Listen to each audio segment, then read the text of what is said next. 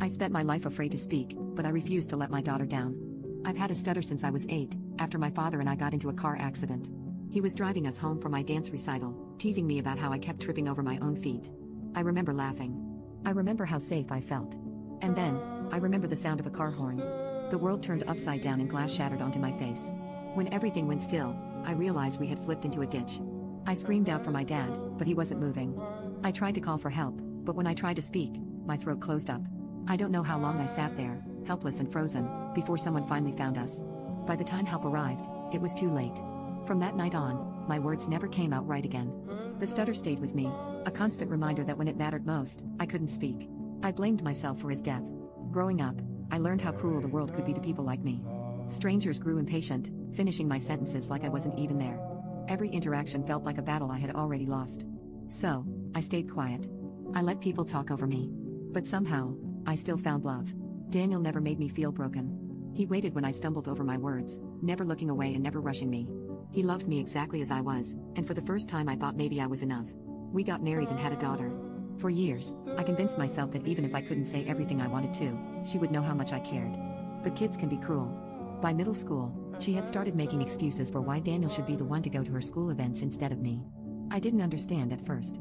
Then during my daughter's birthday party, I overheard her friends mocking me, mimicking my stutter and saying she would end up just like me.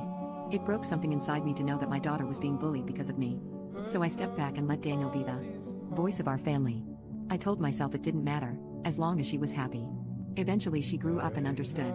She apologized one night over dinner, telling me how sorry she was forever feeling ashamed. I told her I had never blamed her. Then, a few months ago, Daniel died. Losing him was like losing a limb. He had spoken for me for so long that now I didn't know how to live in a world without him. My daughter got engaged soon after and she asked me to give a speech at her wedding. I saw the hesitation in her eyes, the worry that she was asking too much. She told me I didn't have to speak, that I could back out anytime. Most importantly, she just wanted me to be there. But I had spent my whole life in the background, letting others speak for me. Daniel wasn't here anymore, and I knew if I didn't find my voice now, I never would. So I did something I had never done before. I signed up for speech therapy. Twice a week, I sat in a small room with a therapist who forced me to face the memories I had buried deep. I didn't tell my daughter as I wanted it to be a surprise. On her wedding day, I stood up for the toast and started shaking, but I refused to give up. My voice trembled at first, but I had practiced too much to fail now. I talked about Daniel.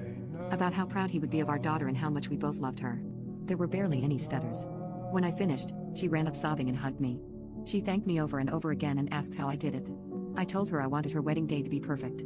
She asked if my stutter was gone for good, and I told her I only did so well because I practiced the speech so much. I still had a long way to go.